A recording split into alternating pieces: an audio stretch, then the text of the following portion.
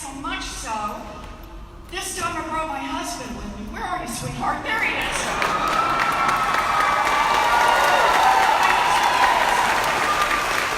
And my preacher, stand up, man. So, it's good to see all of you. I'm so glad you're here. I thought what we do today is I tell you a little bit about myself, tell you a little bit about why I'm in this race. We'll do some questions and answers. Then we'll get to the best part. We'll do selfies for as long as we want. It truly is the best part of democracy, I've decided. So, I was born and raised in Oklahoma. Woo! That's so, I'm glad. I was born and raised in Oklahoma. I'm the baby. I have 3 much older brothers. I am what used to be called a late-in-life baby. My mother always just called me the surprise.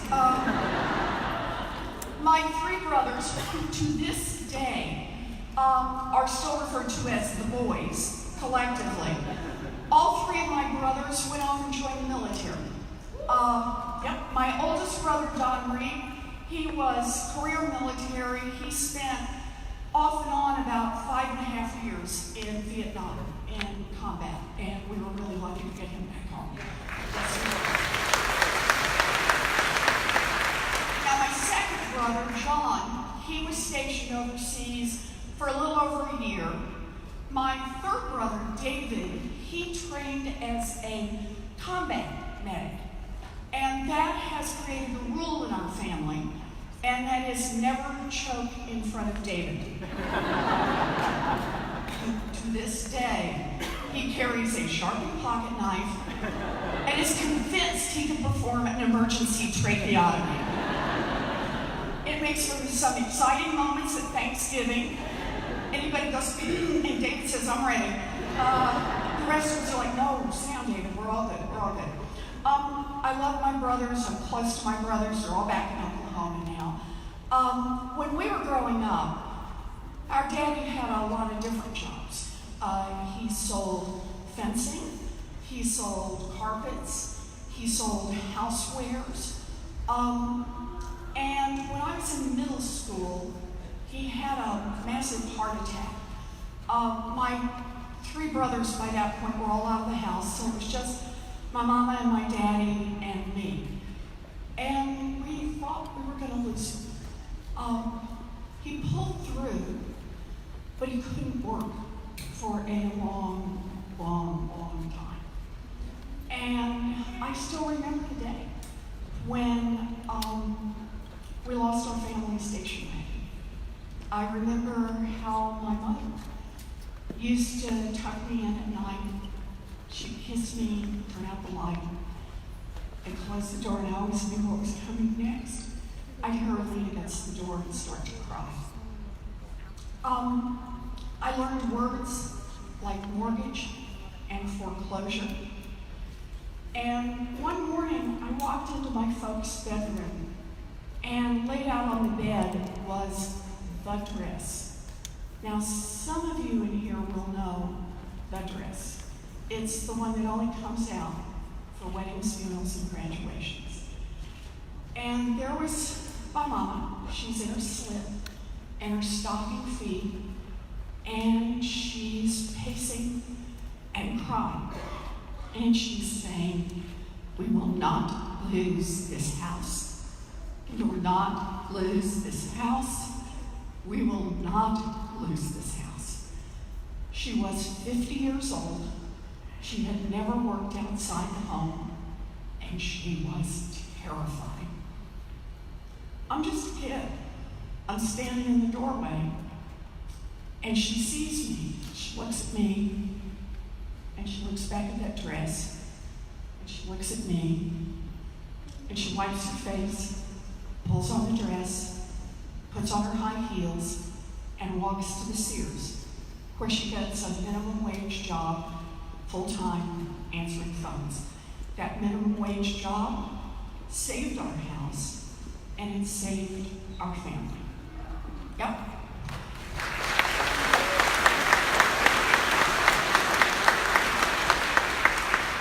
For many years, I always just thought of that as the story about what my mama taught me. And that is, no matter how scared you are, no matter how hard it looks, when it comes down to it, you reach down deep, you find what you have to find, you pull it up, and you take care of the people you love.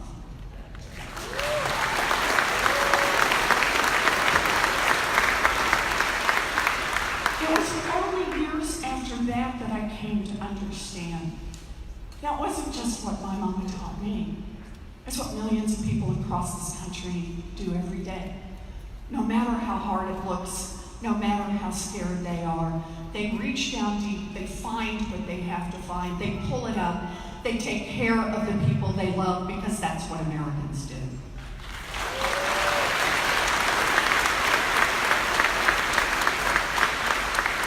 But it was only years after that I came to understand. That same story is a story about government. Think of it this way. When I was a girl, a full-time minimum wage job in America would support a family of 3. It would pay the mortgage, it would cover the utilities, and it would put food on the table. Today, a full-time minimum wage job in America will not keep a mama and a baby out of poverty. That is wrong, and that is why I am in this Congress.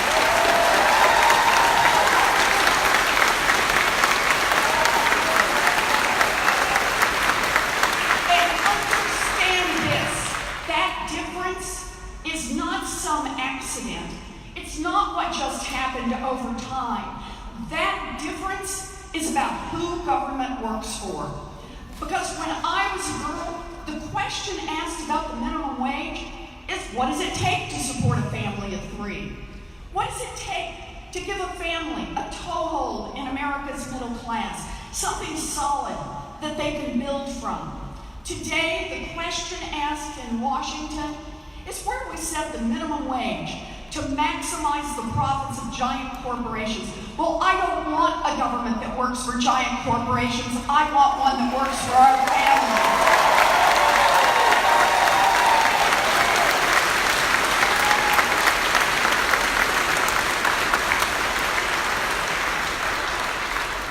So, like I said, my 3 brothers, they went off and joined the military. Me, I had a different path. I have known what I wanted to be since 2nd grade, and I've never, you laugh. You didn't decide till what, like 4th grade? No, I have known since 2nd grade what I wanted to be, and I've never wavered from it. I wanted to be a public school teacher. Can we hear it for America?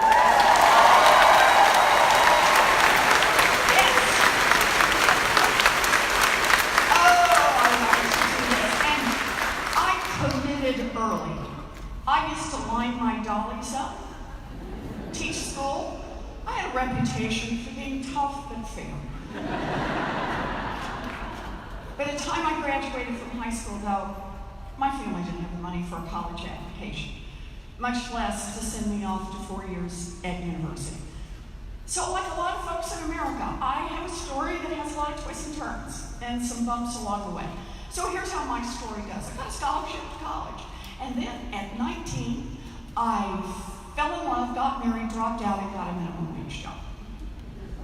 And by the way, not to that guy. It's husband number 2. It's always a sign when you have to number your husbands. So, got married at 19, and dropped out, and a life I chose. I mean, this was my choice. Nobody made me do this. It's going to be a good life. But it wasn't a dream. I wanted to teach. And then I found a commuter college that cost $50 a semester. Yep, it's about 45 minutes away from where we lived, and on a price that I could pay for with a part-time waitressing job. I had a chance to finish my 4-year diploma and become a special needs teacher, I have lived my dream job.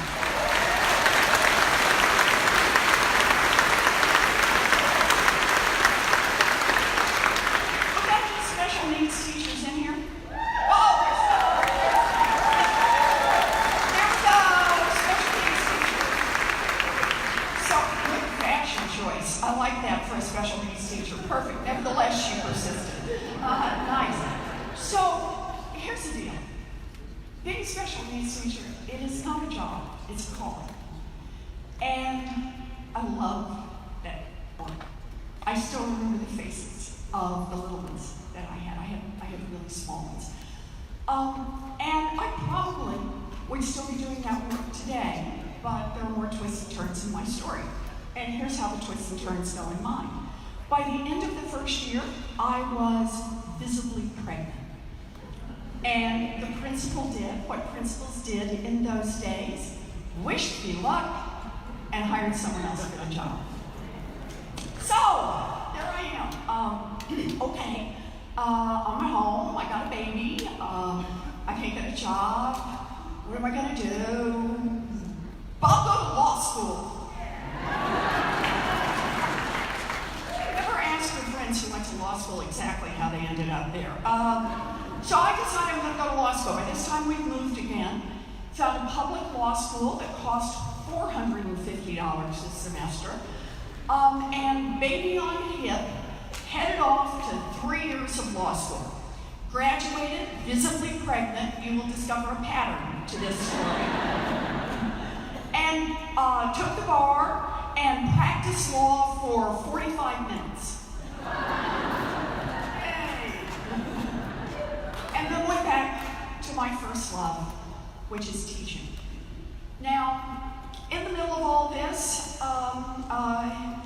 husband number one was kind of shocked at who I turned out to be. It's okay, I was kind of shocked too. And I ended up with husband number two. Thank you very much, your forever husband.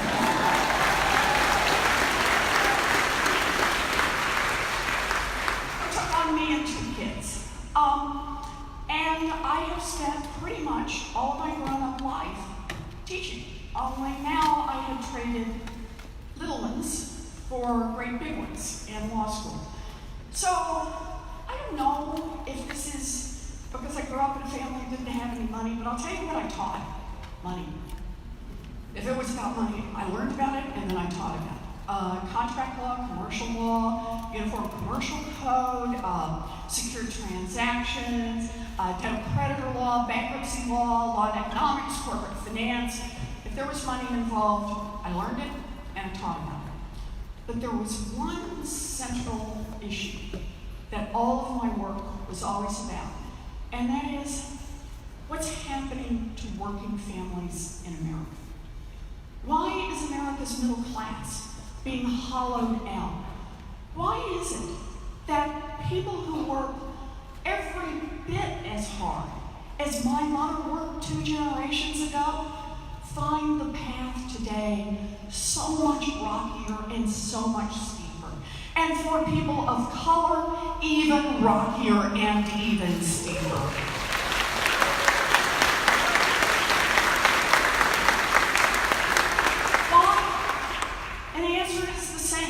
That it was about minimum wage. It's about whose side our government in Washington is on. Think of it this way. We have a government in Washington that works great, works fabulously for giant drug companies, just not for people trying to get a prescription filled. Am I right?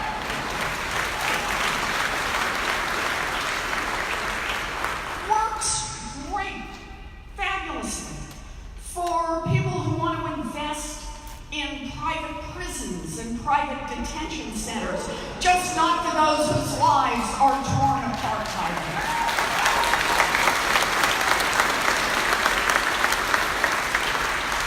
The government that's there works great for giant oil companies that want to drill everywhere, just not for the rest of us who see climate change bearing down upon us.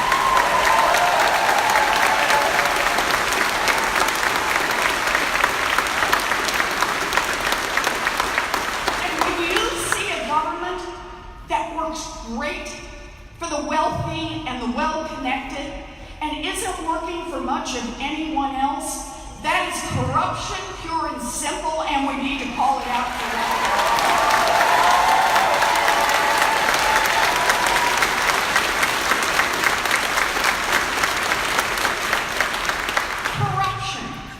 Washington, money that floods through Washington. Think of it this way. Whatever is the issue that gets you up in the morning, whether it's about gun safety or it's about health care or it's about education, if there is a decision to be made in Washington, it's been influenced by money. It's been pushed just a little by money. It's had a little loophole here, a little reinterpretation there by money. Year after year after year after year, and it's everywhere. Yeah, it's about campaign contributions, but it's about so much more. It's about the armies of lobbyists and lawyers, the bought and paid for experts, the think tanks, every part of the money that just keeps pushing to make this government work so well for those at the top and rip off everybody else. Yep.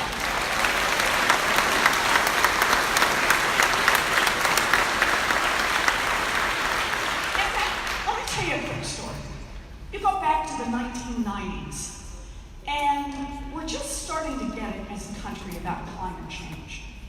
Not all the science is there, but it's getting close. Not all the language is there, we don't have all the pieces, but we're getting it about what's going on with climate change. And here's what you'll notice.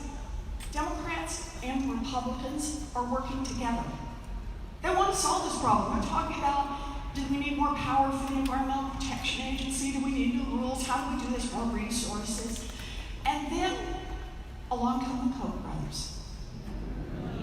Oh, I see you've heard of the Koch brothers. Yes, along come the Koch brothers and some of the giant oil companies and some of the big polluters. And they get together and they say, in effect, you know, if Congress gets really serious about this climate thing, really serious about more regulations, that's going to cut into our profits.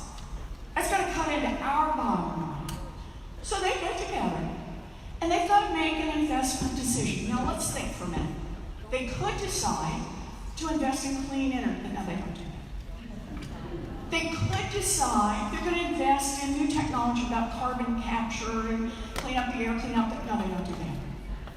They invest in politicians. They invest their money in influencing Washington. And you know where they started? This is the one that really gets me. They started with bought and paid for experts. They get these guys to come in and doubt the science, to deny climate change. Why? Not because the folks in charge don't understand, but because that way they can build an umbrella that politicians can hide under and continue to take Koch brother money, oil company money, polluter money, and say, oh, I don't understand. You want to understand the climate crisis in the world today? It's 25 years of corruption in Washington that is brought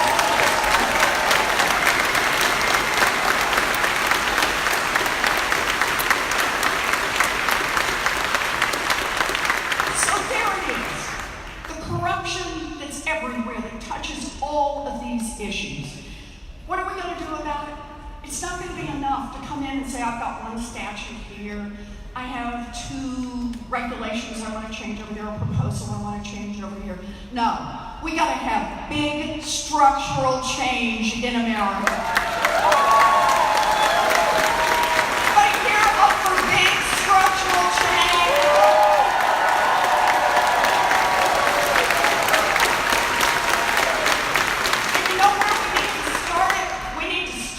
Attacking the corruption head on.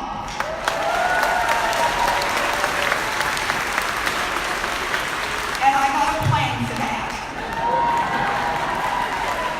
It's true. I know you're not surprised. I do. I have a plan for that. Now, you wouldn't be surprised. Here's the good news. It is the biggest anti-corruption plan since Watergate. Yes.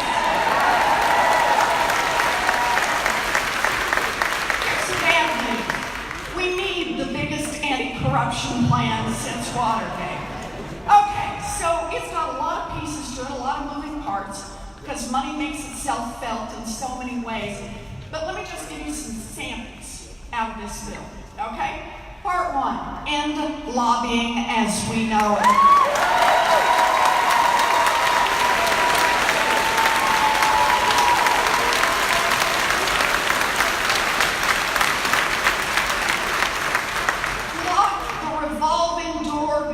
Wall Street and Washington.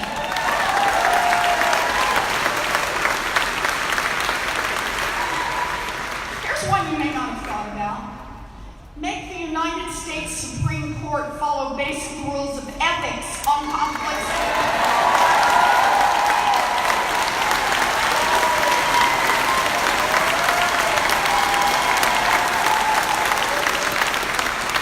Okay, you know I could do these all day. I'll just do one more. You really want to root out some corruption? Make every single person who runs for federal office put his tax returns on.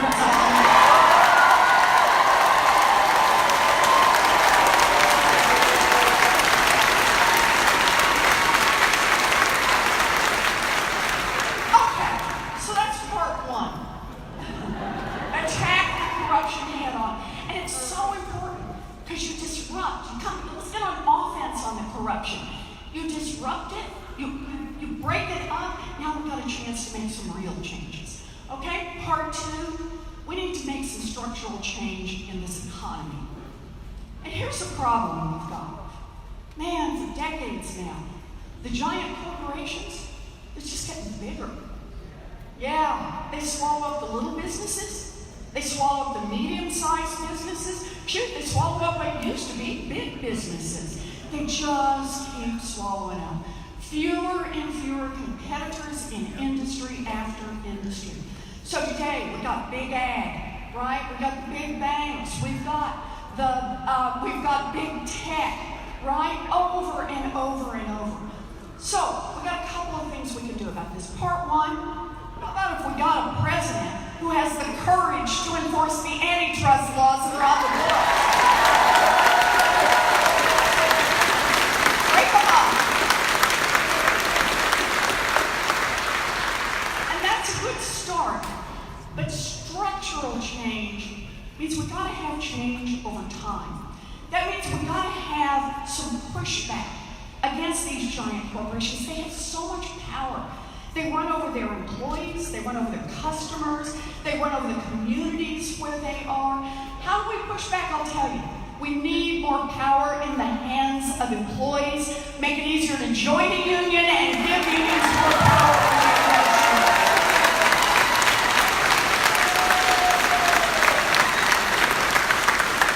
Unions built America's middle class. Unions will rebuild America's middle class.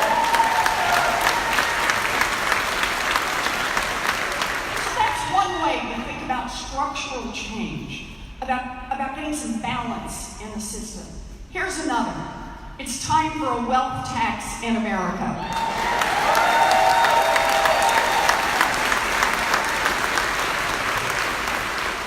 So, here's my plan. Here's how it would work. Your first $50 million is free and clear. I know a lot of legislation, okay? But your $50 millionth and first dollar, this is your accumulated wealth, your $50 millionth and first dollar, you got to pitch in 2 cents. And 2 cents for every dollar on top of that. Okay, 2 cents, 2 cents. By the way, just so everybody understands how this works, anybody in here own a home or grew up in a family that owned a home? Hands up, yeah. You've been paying a wealth tax. It's just called a property tax, right? My only difference here is to say for the bazillionaires, the folks who've got more than $50 million in accumulated wealth, how about if their property tax also includes the stock portfolio, the diamonds, the Rembrandt, and the yachts?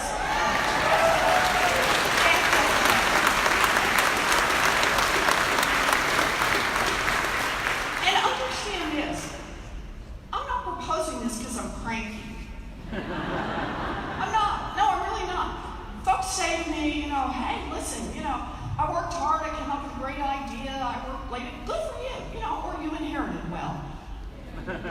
However that worked out, but here's the deal. You built a great fortune in America, I guarantee. You built it at least in part using workers all of us help pay to educate.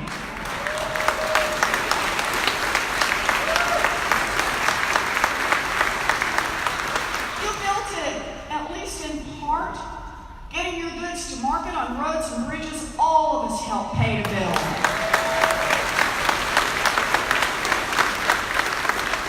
You built it at least in part protected by police and firefighters, all of us help pay the salaries.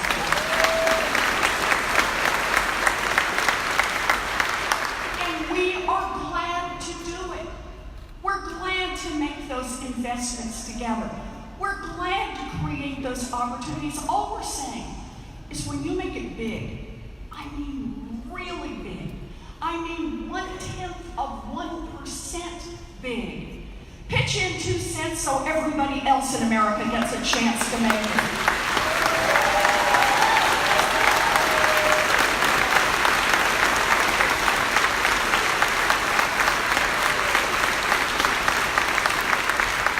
Because now here comes the fun part.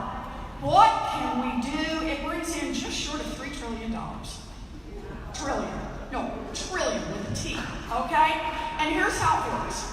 Okay, what can we do with 2 cents? I'll tell you, let's put it in terms of what we can get for that. Universal child care for every baby in this country age 0 to 5.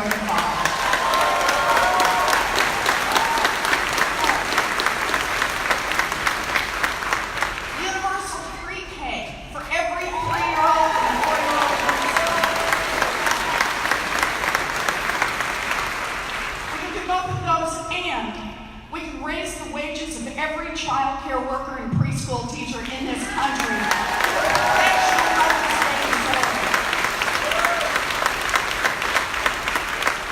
2 cents, we can do all of that, plus we can provide tuition-free technical school, community college, and 4-year college for anybody who wants an education.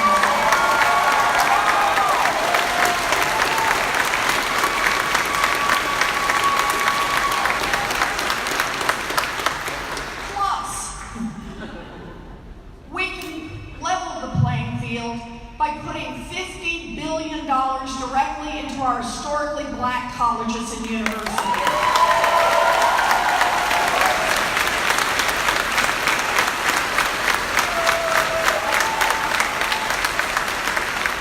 We can do all of that, plus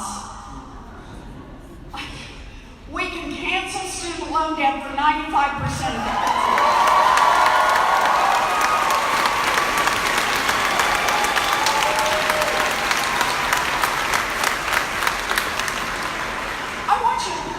About how badly broken this economy is, that a 2-cent tax on 0.1%, the great fortunes in America, would produce enough money to invest in every young person in this nation. Think about it.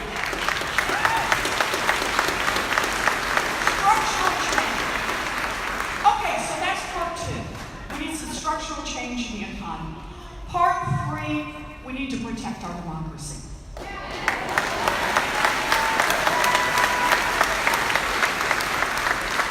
need a constitutional amendment to protect the right of every American citizen to vote and get that vote counted.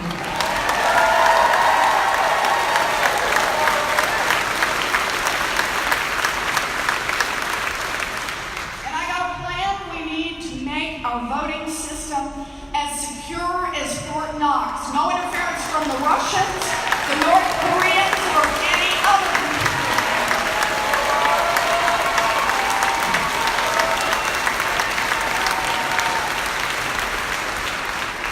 It's time to roll back every single racist voter suppression law in this country.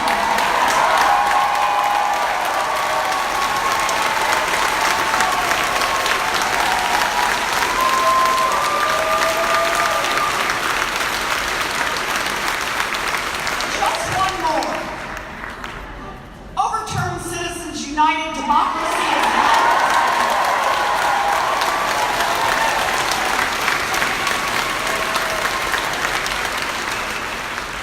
So there it is, just 3 things. That's all I want. I just want to fight the corruption. Look at there. I just want to fight the corruption. I want to make sure that we get some structural change in our economy, and I want to protect our democracy. And I know to a lot of people those might sound like 3 things that came from 3 different places, but they're not. They're all about the same thing. They're all about who gets opportunity in this country. They're all about whether or not opportunity is reserved just for those who were born into privilege, or if opportunity is something we invest in for all of our kids. Opportunity. Opportunity for every kid to get a good education in this country. Every one of them.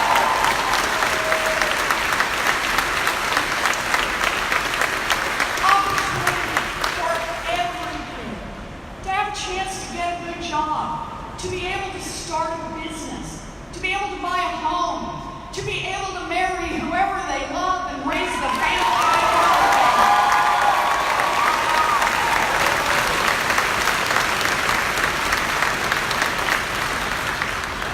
It's about opportunity. And I'll tell you why it pulls me in.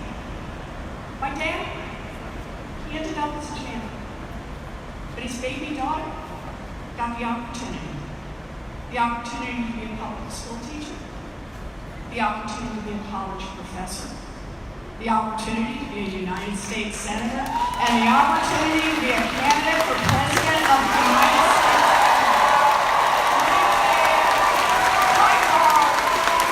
Let's win.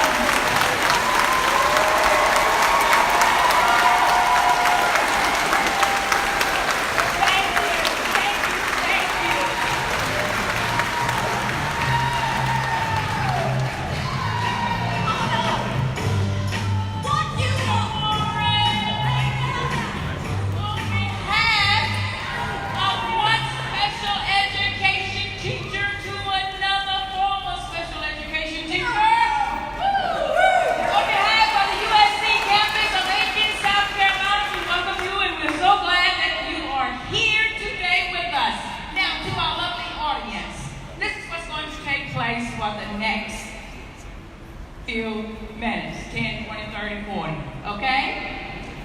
When you came in, you was given a ticket, and this ticket will allow you to stand and ask Senator Warren a question, okay? I'm going to randomly pull a ticket from this basket. I'm going to pull 3 tickets at a time. Sounds good. 3 tickets at a time. So when you hear your number, I want you to start moving to the right and to the left. So Mike over here, Mike over here, okay? Now, what we ask you to do is to keep your question short and brief. So this will allow everyone in here that have a ticket to be able to answer to ask a question to Senator Warren, okay? All right. Do everyone do that? Okay. Thank you so very much. And again, this lovely audience, we are so glad that all of you are here today. Listen for your number. I'm going to call the last 4 numbers, okay? 6030. Fabulous. We got one. 6133. 6133. 620. Wait, let's find 6133. Do we have 6133? Do we have 6133? No? Okay. Okay, do another one, Michelle. Okay. Okay. 6202. 6202. And I'm going to call one more, okay? And that would be the third one. It would be. Did we get a 6202? We got it? Okay, fabulous. All right. We have 2 up to the mic. Let me call one more, and this number is, we can't seem to get out of the 6091. 6091. We got it. All right. Fabulous. Come on over. Okay, let's get started. Thank you, Michelle, by the way. Thank you. Okay.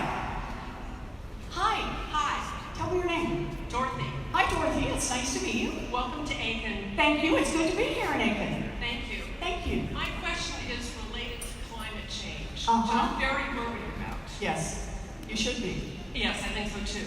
And you've laid out your plans. But other than voting for you, what can we do? So, let's think of it this way. Climate change is the ultimate threat to life on Earth. And we're running out of time to make change. So, this is a moment when every single one of us have got to raise our voices and have got to fight back, because the money is all on the other side. The influence is all on the other side. So we need to make our voices heard in this upcoming 2020 election. And it's me, yes, but it's all the way up and down that ticket. I heard you have a Senate race in South Carolina.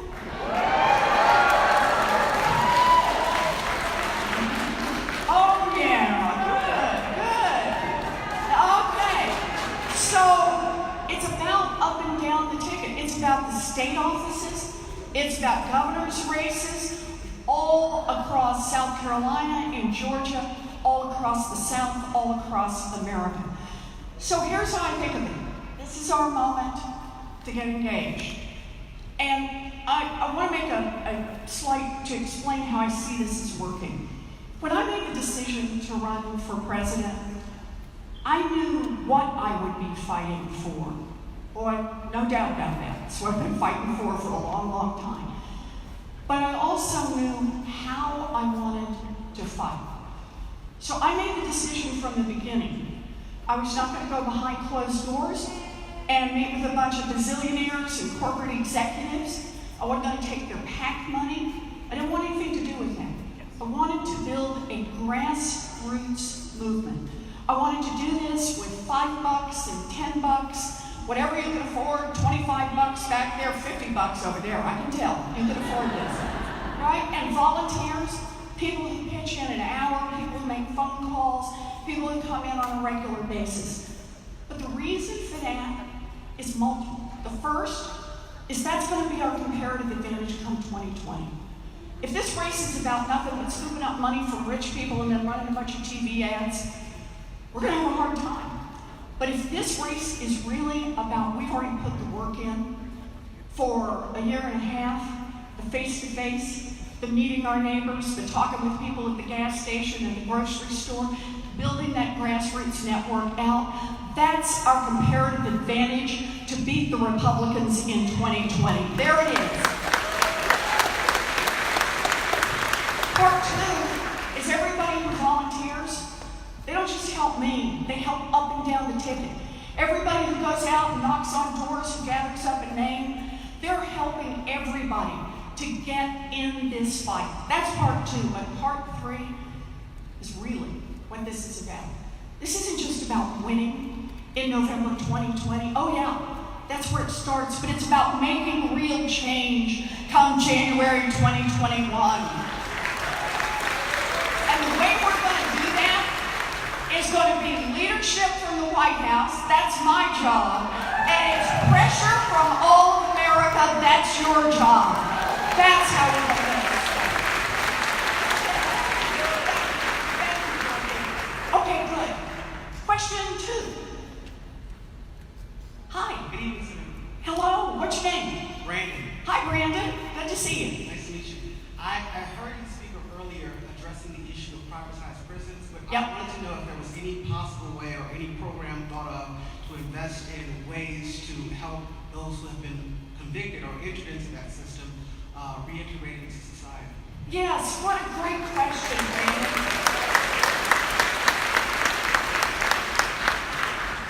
So, let's think of it this way. We need to reform our criminal justice system from the front end to the back end. That means we start with what we make illegal. It means we run it through who gets arrested and how. It means the court system needs to be reformed. How about we stop making poverty a crime? No more cash bail. This is crazy. It's how we treat people when they're incarcerated. How about a little dignity for people who have been incarcerated? And a little help while they're incarcerated.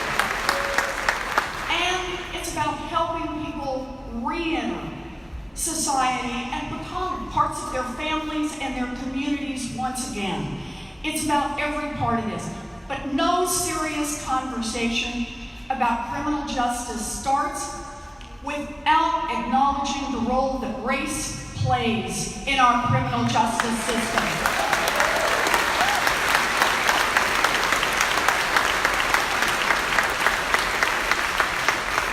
Study after study after study shows that for the exact same crimes, African Americans are more likely than whites to be arrested, to be detained, to be taken to trial, to be wrongfully convicted, and to receive harsher sentences.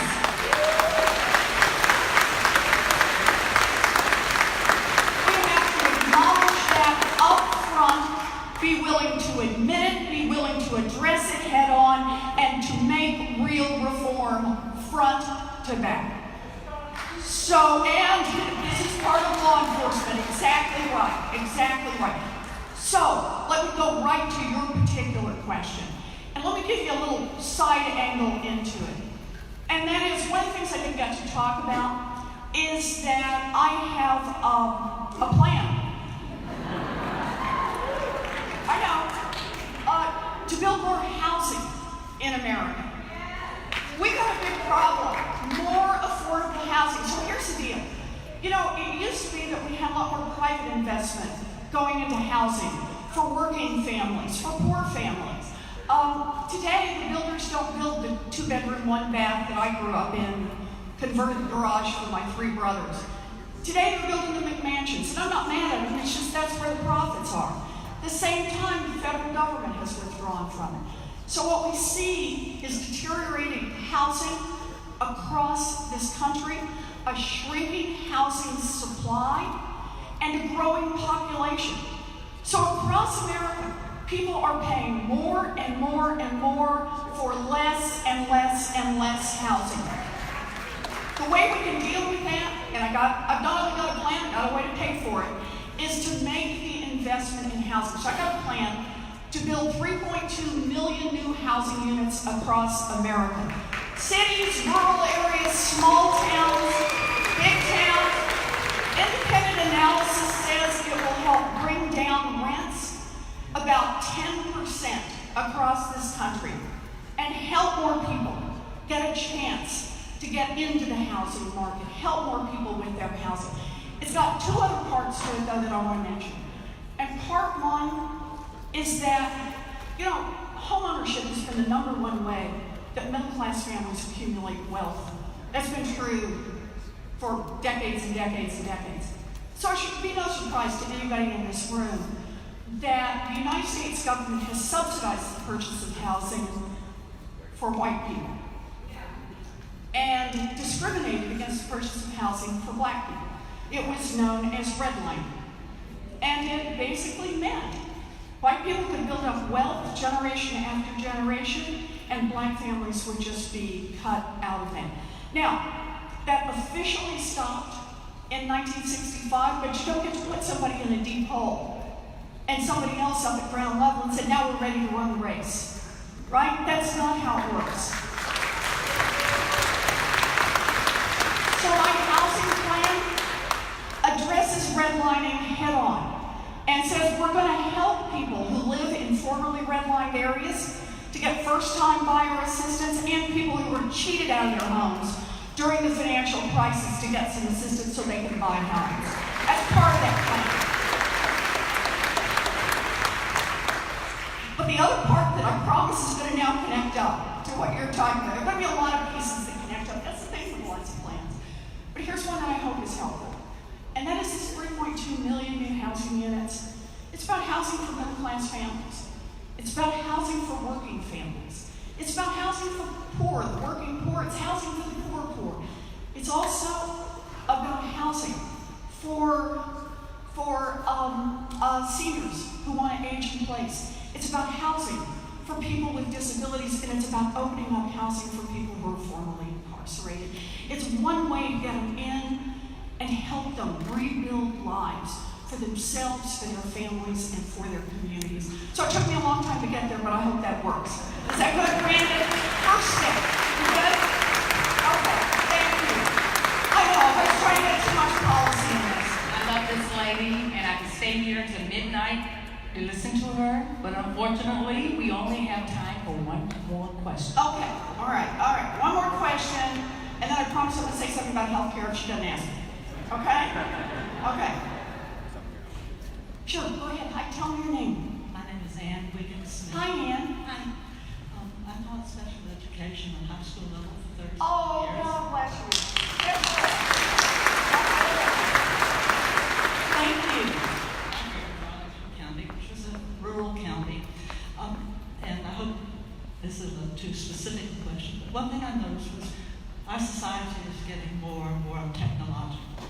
And the students that I taught were minimally retarded, educationally deprived, and at one time they would have been very well suited for unskilled labor jobs, and those jobs are disappearing.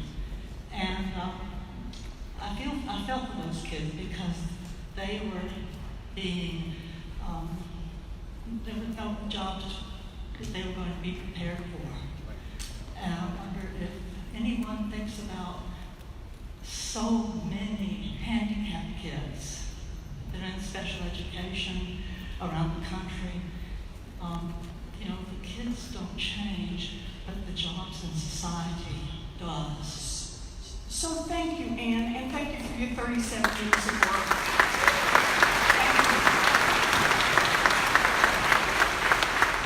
So here's how I see this. I think there's meaningful work for everybody. It changes. The pieces do. I get it. There's a lot of work now that's tech. On the other hand, there's a lot of tech work that lets people who formerly might be closed out workplaces have a chance to participate.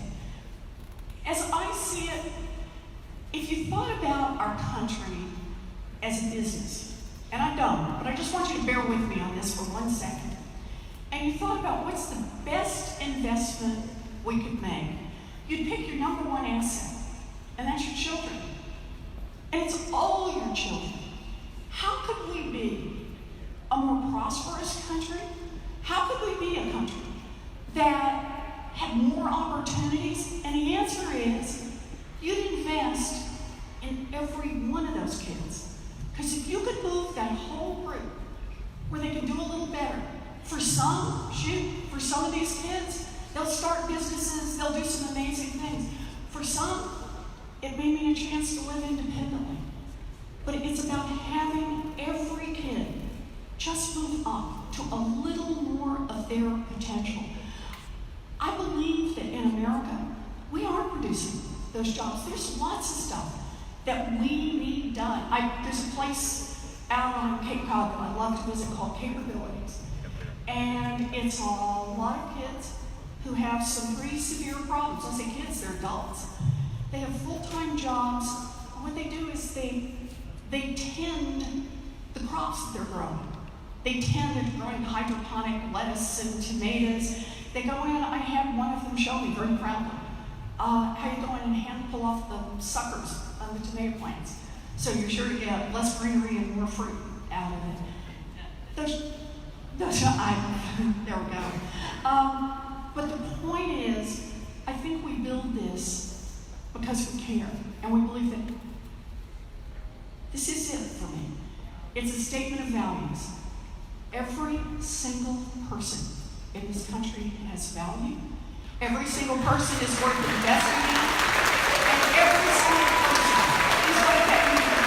That's what we do. That's what I believe. Thank you.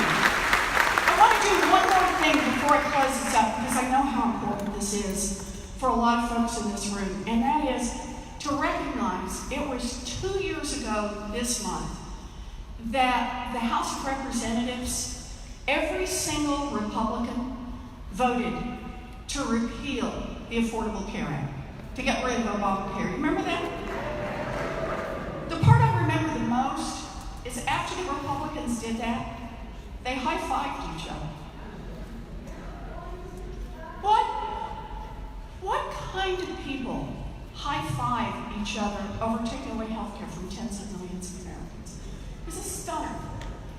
So I was also Also, exactly 2 years ago this month, in the Senate, when that bill came over, and we didn't have the votes on our side. This looked like a loser. We weren't going to be able to stop them from repealing the Affordable Care Act, from taking away health care from tens of millions of Americans. But we had you. People who got out and made their voices heard. People who took to the streets. People who made phone calls. People who showed up in Washington. People who showed up in their wheelchairs in Republican senators' offices and said, you're going to have to drag me out of here with the cameras rolling, and we're going to show this back home. Enough people who showed up and said, my voice matters, you will hear from me, and it is people who saved health care for tens of millions of people.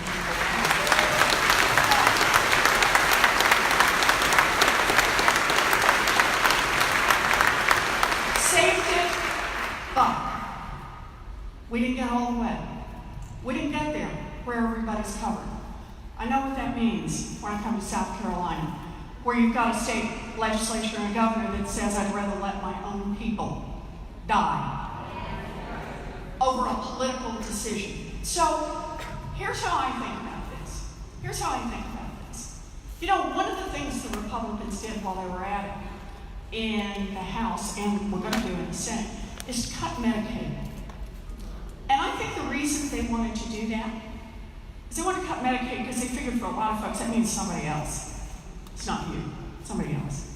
Here's what they don't pay attention to. 2 out of every 3 seniors in a nursing home is counting on Medicaid to pay the bills. Yeah. Anybody in here have someone they love who's had trouble with mental illness or addiction? Yeah. Chances are good if they're getting any health care, it's Medicaid that's paying the bills. Anybody here have a beloved niece or somebody in the family, neighbor, who had the baby that ran up $1 million in medical bills in the first month? Even if the parents had the best health insurance in America, it's Medicaid that steps in and does the breathing equipment and the special feeding equipment. It's Medicaid that pays for the speech therapist and for the occupational therapist. Because here's the deal. As Americans, we don't know whose grandma's going to outlive her savings. We don't know whose beloved brother or sister is going to develop mental health problems, addiction problems. We don't know whose beloved niece is going to have the baby that runs up $1 million in medical bills in the first few weeks. But here's what we know as Americans. We're all going to pitch in today so that if it happens to your family, or to your family, or to your family, we're all going to be there for each other. Health care is a basic human right. It is time to fight for basic human rights. I support Medicare for all because that's how we skip the state government and go straight to guaranteeing health care for every single American. You there?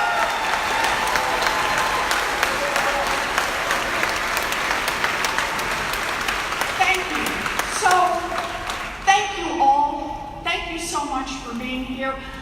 Look, I know there are a lot of things you could be doing on a gorgeous afternoon like this, although it is hot out here. But I keep hearing, we're used to it. I know there's a lot you could be doing, but the decision we make in 2020 is not just going to affect us for 4 years or 8 years. It truly is for a lot of people a matter of life and death. It truly is the direction our country goes for generations to come. And South Carolina is going to be a huge part of that. So is Georgia. So thank you for being here. I appreciate it.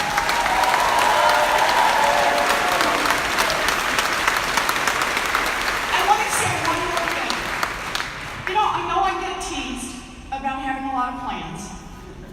And I do. You know, my view is you want to get something done, you ought to have a plan for it.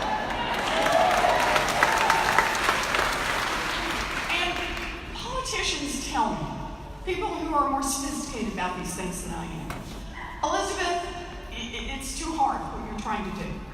Your answers are too long. You talk too much, you got too many pieces that fit together. It's just too hard. You know, just kind of say a few general things, smile more. That's how you succeed in politics. That's how you'll do this. And I found myself thinking, what do you think the naysayers said to the suffragettes? Too hard. Just give up now. Right? Too hard, girls. Just give up now. What do you think they said to the early union organizers? Too hard, give up now. Right. What do you think they said to the foot soldiers in the civil rights movement? Too hard, give up now. What did they say just a couple of years ago to the LGBTQ activists? Quit now, too hard, just give up. Well, here's the deal. They didn't give up. No, instead, they got organized. They built a grassroots movement. They persisted, and they changed the course of American history. This is our moment in American history. It comes to us. It comes to us to get organized, to build a grassroots movement, to persist, and to build the country of our best values. Dream big.